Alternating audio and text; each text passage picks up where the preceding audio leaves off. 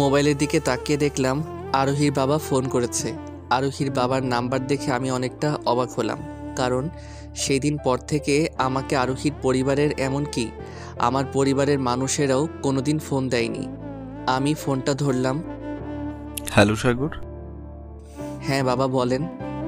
তুমি এখন কোথায়? আমি তো বাড়িতে। কেন? তুমি যেখানেই থাকো না কেন, এখনই আমাদের বাড়িতে চলে আসো। কেন, কিছু কি হয়েছে? কিছু হয়েছে কিনা তুমি এখানে আসলে পরেই জানতে পারবে। কথাটা শেষ করেই আরোহীর বাবা ফোনটা কেটে দিল।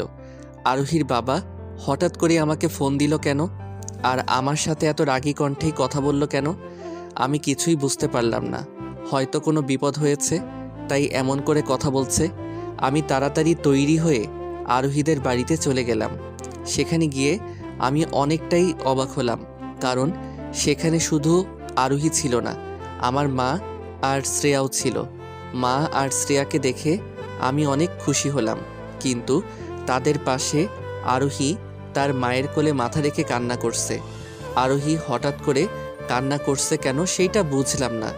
মা আর শ্রেয়াকে দেখে আমি এতটাই খুশি ছিলাম যে আরোহীর কান্নার দিকে খেয়াল না করে আমি মায়ের কাছে গেলাম।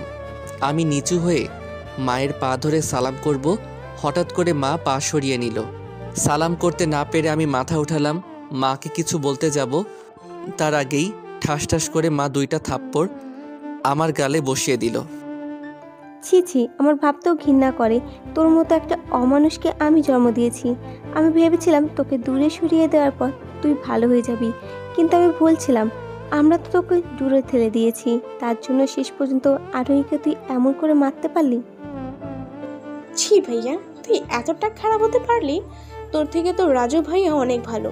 তোকে আমার ভাই বলতেও ঘৃণা করে। সেদিন মা বলেছিল, আজকে আমি বলছি, ঈশ্বর আমাকে তোর মতন ভাই দেওয়া থেকে না দিলেই আমি সব থেকে বেশি খুশি হতাম। সাগর, তুমি এতটা খারাপ কি করে হতে পারলে? আমার মেয়েটা সেই কখন থেকে এসে কান্না করছে, আর তুমি একটি বাড়ির জন্য ওর খবর নিলে না। ওই কি খবর নেবে? ওর জন্যই তো আমার মেয়েটা এমন করে কান্না করছে।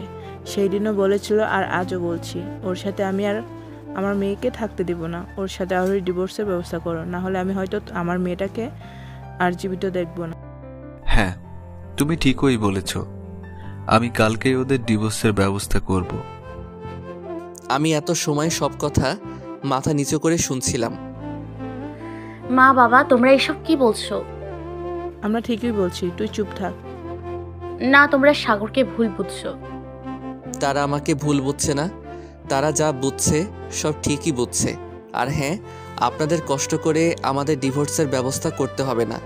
আমি আরও 3 দিন আগে আমাদের ডিভোর্সের কাজ করে এসেছি, আর 2 মাস পর আইনতভাবে আমাদের ডিভোর্স হয়ে যাবে। আর আরোহী, তুমি যা করেছো তা আমি কখনোই ভুলবো না। না সাগর, বিশ্বাস কর, আমি আজকে কিছু করিনি। আমি মা বাবাকে কিছুই বলিনি। বিশ্বাস? আর তোমাকে?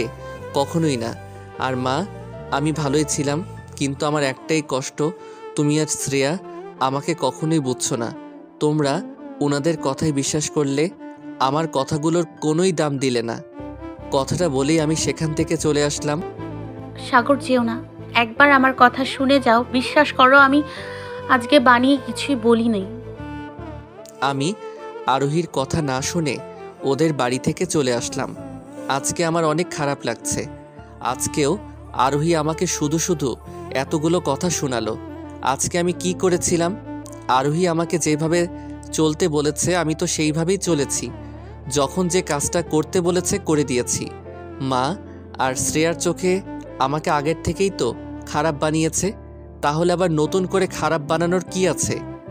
আরোহীর কথা মতো তো আমি আরোহীকে ডিভোর্স দিয়েও দিব, তাহলে আজকে এমনটা করার কি দরকার ছিল?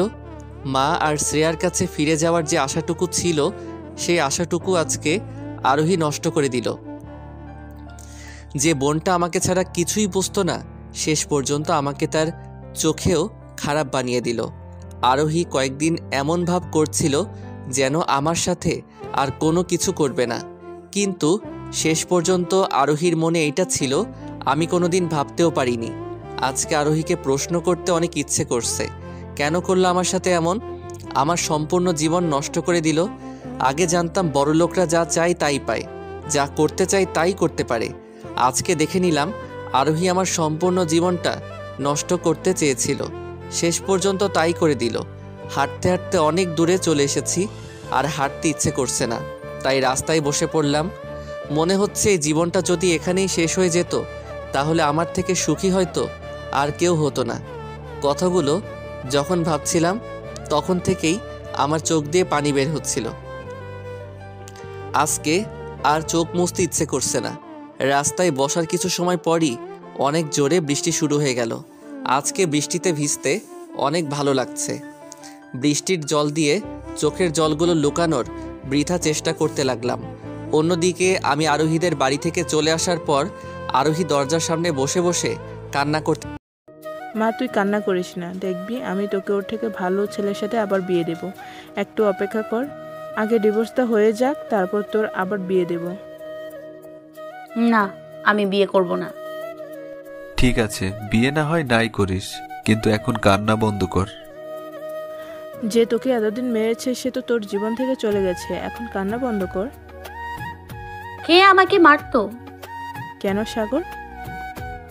আমি কি আজকে তোমাদের একবারও বলেছি সাগর আমাকে মারতো? তাহলে তোমরা শুধু শুধু সাগরের মা আর বোনকে ডেকে ওকে এত কিছু শোনালে কেন? তুই সেই দুপুর থেকে এখানে এসে কান্না করছিস, তাই তো আমি ভাবলাম তোকে সাগর মেরেছে। সাগর তোকে না মারলে তো তুই এমন করে কান্না করছিস না। তোমাকে এত বেশি ভাবতে বলেছে কে? আমি আগে যা করেছি তার জন্য সাগর আমাকে কখনো ক্ষমা করতে পারবে কিনা জানি না। তার উপরে তোমার জন্য আজকে সাগর আমাকে আবার ভুল বুঝলো। কেন? সাগরের সাথে তুই এমন কি করেছিস যার জন্য সাগর তোকে ক্ষমা করতে পারবে না? তাছাড়া তুই সাগরের কাছে ক্ষমা চাইছিস কেন? আমি জানি আমার মেয়ে কখনো ভুল করতে পারে না, কিন্তু আজকে কি এমন দরকার পড়লো যার জন্য ক্ষমা চাইতে হবে? তা আবার সাগরের মতন একজনের কাছে যে কিনা টাকার জন্য নিজের বইয়ের হাত তুলে। মা, তোমার মেয়ে অনেক বড় ভুল করে ফেলেছে। সাগরের জায়গায় অন্য কেউ থাকলে এতদিন হয়তো আমাকে ছেড়ে চলে যেত। আরোহী, তুই কি করেছিস একটু পরিষ্কার করে বল। তারপর আরোহী সম্পূর্ণ ঘটনা বলল। ছি, তোর মতো একটা মেয়েকে আমি জন্ম দিয়েছি ভাবতেও ঘৃণা হচ্ছে। তোর জন্য আমি সাগরের মতন একটা নিষ্পাপ ছেলেকে কত কিছু বলেছি। আরোহী, তুই সাগরের সাথে এমনটা কি করে করতে পারলি? তোর কি একটুও কষ্ট হয় না? বাবা, আমি রাগের মাথায় ওইসব করে ফেলেছি, দয়া করে আমাকে ক্ষমা করে দাও। তোর জন্য আমি সাগরকে কত কিছু বলেছি। শুধু সাগরকে না, সাগরের মা আর বোনকেও কত কিছু বলেছি। আমি সাগরের মার লালন পালনের প্রশ্ন উঠিয়েছি, কিন্তু আমি জানতাম না আমার লালন পালনেই দোষ ছিল। আমাকে দয়া করে ক্ষমা করে দেন। আমি না জেনে আপনাকে অনেক কিছু বলে ফেলেছি। আমার মা এইসব শুনে অবাক হয়ে বসেই রয়েছে, নিশ্চুপ। এইসব শোনার পর শ্রেয়াও কান্না করে দিয়েছে। মা, চল আমাদের ভাইয়ের কাছে যেতে হবে, আমরা ভাইয়াকে অনেক কিছু বলে ফেলেছি। হ্যাঁ হ্যাঁ, চলে যা। শ্রেয়া আর মা উঠে দাঁড়ালো। বেয়ান, দাঁড়ান, আমরাও যাব। আপনারা আমাদের সাথেই চলেন। বাবা, আমিও তোমাদের সাথে যাব। তুমি আর গিয়ে কি করবে? তোমার যা করার তুমি তো তা করেই ফেলেছ। আমি সাগরের কাছে ক্ষমা চাইবো, দয়া করে আমাকে নিয়ে চলো। ঠিক আছে, চল। আরোহী আর আরোহীর পরিবার এই বাড়িতে আসার জন্য রওনা দিল। অন্যদিকে আমি রাস্তায় বসে বসে কান্না করছি আর মনে মনে বলছি, এখন যদি মরে যেতে পারতাম তাহলে সব থেকে ভালো হতো। আমি আর এই কষ্ট দিতে পারছি না। চোখ বন্ধ করে এইসব ভাবছিলাম। যখন চোখ খুললাম তখন দেখলাম সামনের থেকে কিসের জানি আলো আসছে। সামনের থেকে গাড়ি আসছে, বোঝার আগে গাড়িটা আমার উপর দিয়ে চলে যায়। দেখতে দেখতে আমার চোখের সামনে অন্ধকার হয়ে আসে, তার সাথে আমার রাস্তাটা রক্তে মেখে যায় আর আমার কষ্টগুলো শেষ হয়ে যায়। হ্যালো গাইস, ভিডিওটি ভালো লাগলে একটু লাইক করে দিও আর অবশ্যই কমেন্ট করে জানাও ভিডিওটি তোমাদের কেমন লেগেছে। আর ভিডিওটির পরবর্তী পার্ট খুব তাড়াতাড়ি আসবে। তো যারা এখনও চ্যানেলটিকে সাবস্ক্রাইব করোনি, প্লিজ পরবর্তী পার্টগুলো দেখার জন্য চ্যানেলটিকে সাবস্ক্রাইব করে পাশে থাকা বেল আইকনটি প্রেস করে দিও। ধন্যবাদ সবাইকে, আমাদের সাথেই থেকো।